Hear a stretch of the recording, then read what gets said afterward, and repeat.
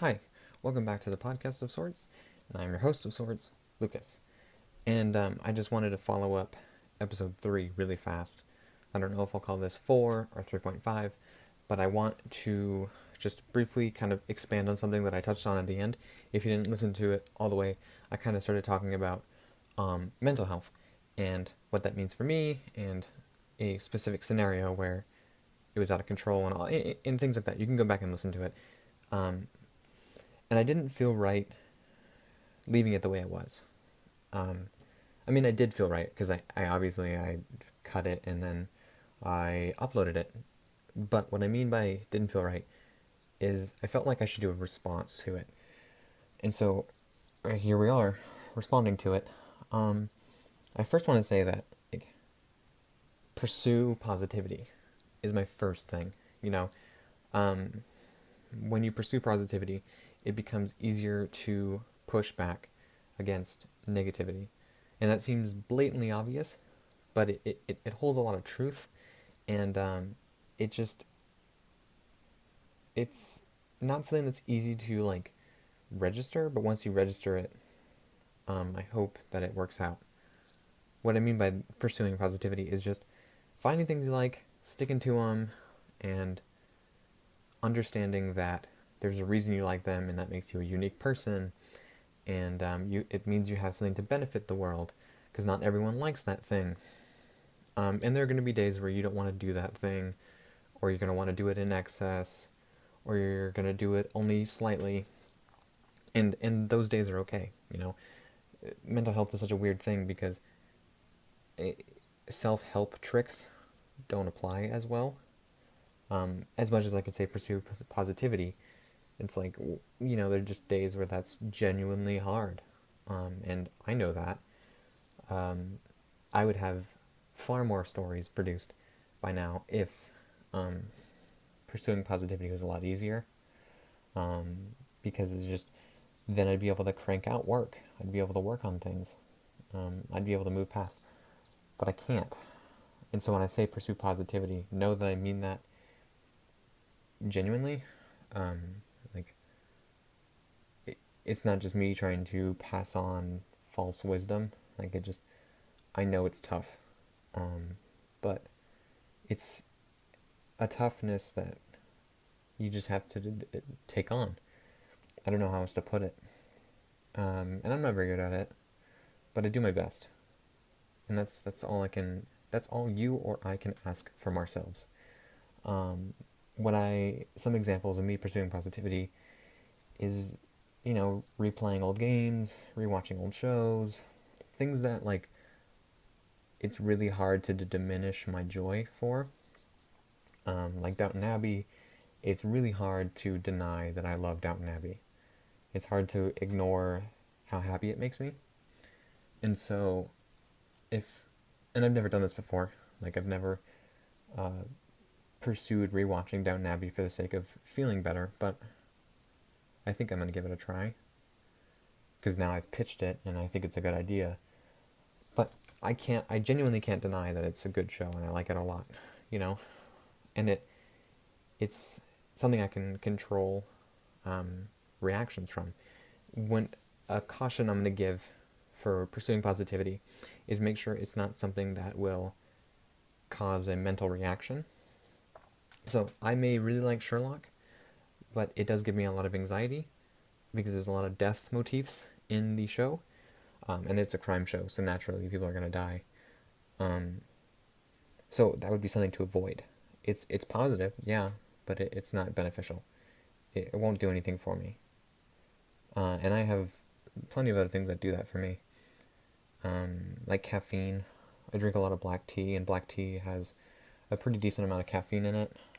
And so on the off days, when things are a lot harder, I avoid caffeine, or I avoid um, more than I should take. And that's different for everyone.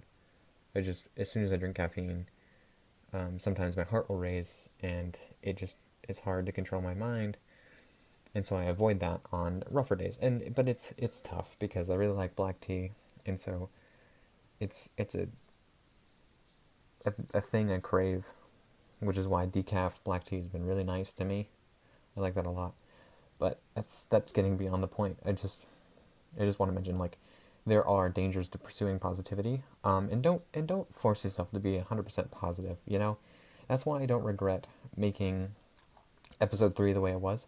Like, I could have easily reworked on it, or re-recorded, and it would have turned out differently. But I think that's dishonest. And not only dishonest, but it's not representative of how I think or how I react to things. La La Land was just a rough time, and I couldn't speak about it in any other way than the way I spoke about it in episode 3. It was important to me to mention it as the facts, and the only way, and like I said, like I just won't lie, because it's not beneficial to me, and not beneficial to you. I don't want to create false narratives.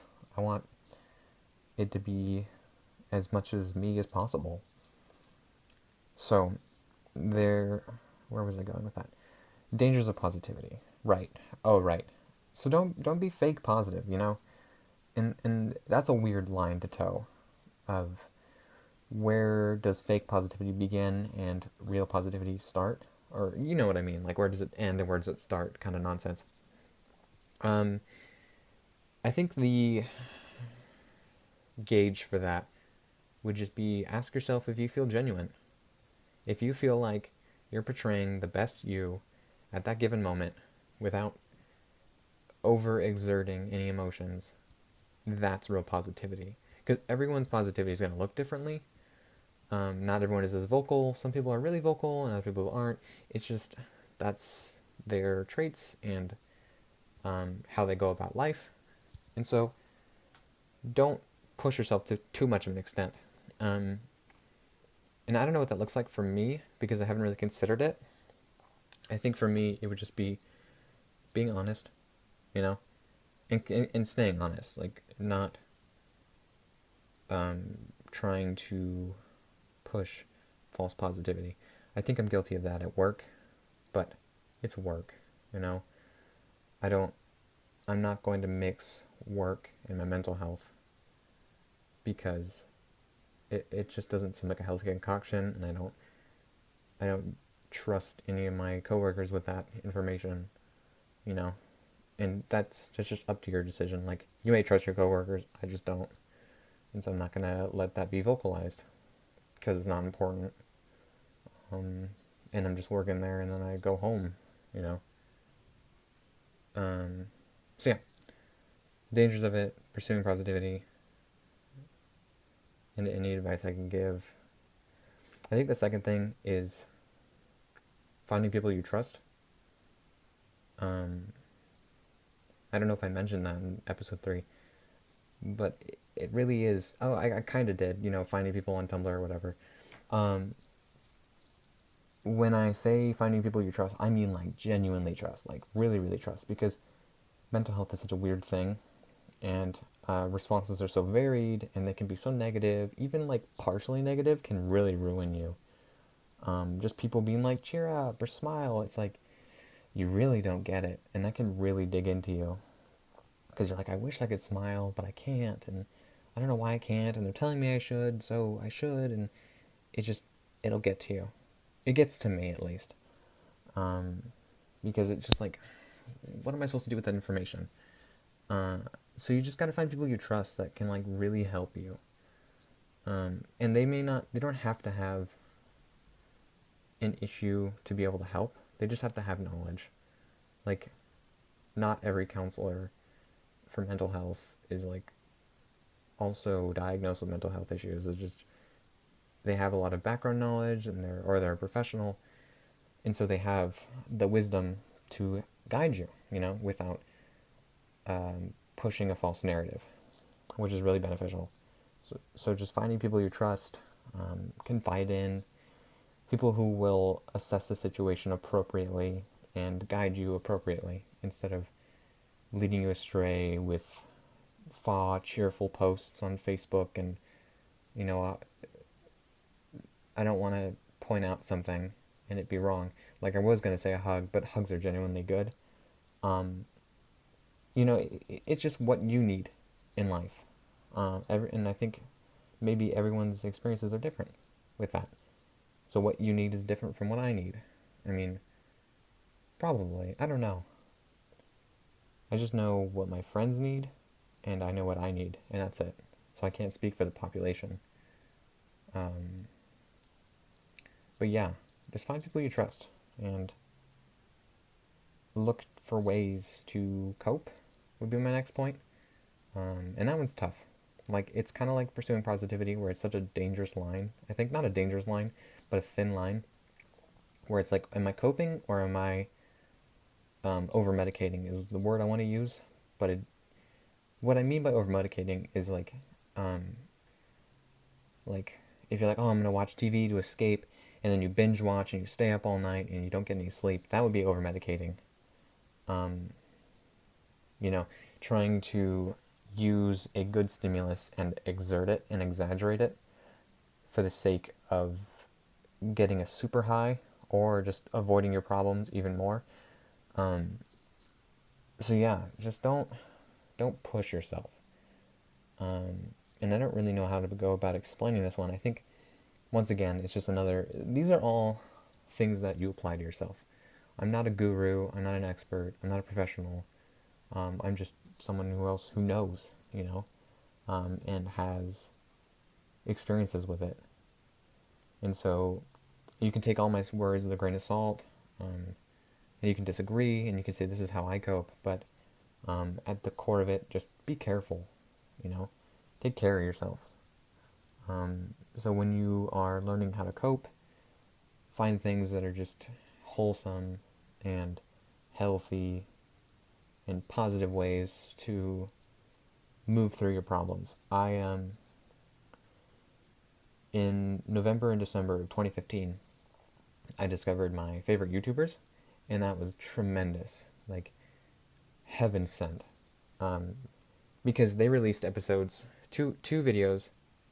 They're the Game Grumps. I don't know if my friends probably don't know about them because I don't talk about them that much, but internally I obsess because I love them and they're great and they're super funny. Um, but I discovered them around November, December of 2015, and that was just how I coped. Is I would go to school, I'd come home, and there'd be a 10 a.m. video and a 2 p.m. video waiting for me, and I would watch both. And I'd watch their playthroughs, and it got to the point during winter vacation where I'd watch old playthroughs because they're Let's Players. Um, and I love their personality so much that I could watch any of their episodes, and that's just how I learned to help myself, pretty much. And that doesn't always work. I've been kind of bad about keeping up with episodes. Excuse me. Um, but it still helps. It's still a good way to just distract myself for a little while. And music has been really good. And I know everyone says music, but honestly, music is so universal. Like, don't hate on people for saying music is their favorite thing or they love music, or when you ask them what they like the most, they say music. Like, music is just super dope. And it's great. Like, I'm not even close to being a musician.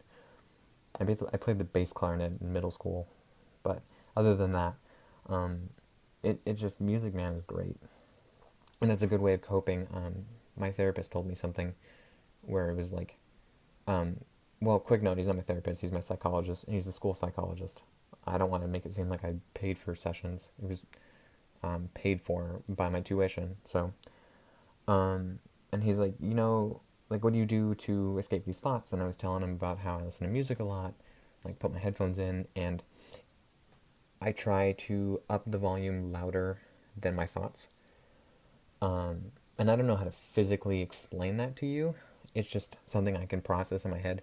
And it's not too loud, like ear bleeding loud. It's just loud enough where all I can think about are the lyrics and the sounds and the music. And I try to play music that I'm liking at the moment, or music I've always liked, and that will elicit positive emotions or just, I don't know, a good distraction. Like, I really love the band Rush. They're progressive rock from the 1970s, and I would just listen to their albums because they're concept albums and they're great, and I love listening to them. I don't know. It's just, and like you have that band too, where it's just like, this is my favorite band, and I'm listening to them. So you just, music helps too. Just find ways to cope is what I'm saying, and you'll figure that out as you kind of move along. You can ask yourself questions. You can ask your friends questions, and get your friends to ask you questions. Like, just any way that you can process how you cope is a good way of doing it. Just things that make you happy, and don't trigger any harmful reactions. I know trigger is such a joke nowadays, and I don't like it, but it's a good word for the response, because it's so instantaneous.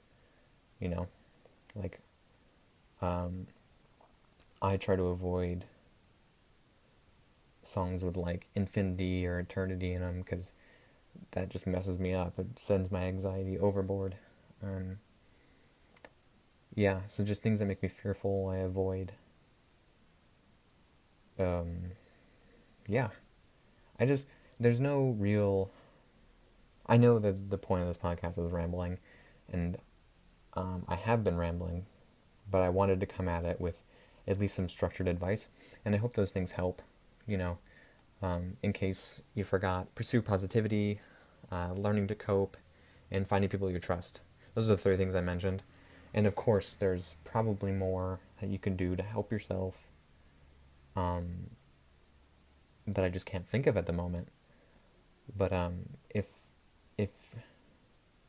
you want to talk about it, or you just want to look for a place to talk, I did put the text line information in the description of episode 3, and you can text them. I put the instructions for the crisis text line because I don't know how the international one works, but I imagine my audience will only be English speaking, so the crisis text line, you just text hello, probably in all caps, and they respond immediately. I've never used it myself, so I didn't really know how to explain the process to you in the description, but it's there if you need it, And of course, there's probably other places you can go to find information and help. I did mention an app on episode 3. I think it was called Vent. That sounded about right to me when I was thinking back on it. But it's neither here nor there. I don't use it anymore. I deleted it, mostly because my phone couldn't handle any more downloads, because it was so old. So I got rid of it. And I have a sturdy enough friend basis. I don't like always telling my friends, because then it's just a burden. And they're like, it's not a burden. It's like, yeah, well, now you have to take time out of your day to take care of me. And it's just like, and that kind of spirals into negativity. But whatever. You just gotta handle it how you handle it. So, this is my response to episode 3. I'll probably just call it episode 4, if I'm honest with you. But I just wanted to release this so that there is more information to be had. And hopefully, tomorrow we'll have something a little more positive to talk about. Not that there's anything wrong with this. I want to make that abundantly clear, that I'm not afraid to talk about this. And if someone wants me to talk about it, I can write a blog, I can do another podcast. And if it just arises again in my thought processes through this podcast, because it's a ramble, it's off the cuff, if something does come up again, I'm going to do my best to try not to avoid it, because I just want people to know that it's not something to be avoided. It's something to talk about and to bring light onto. And I hope this helped. Just let me know if there's any additions, and I can throw them in the description. And I will see you in the next podcast. See ya.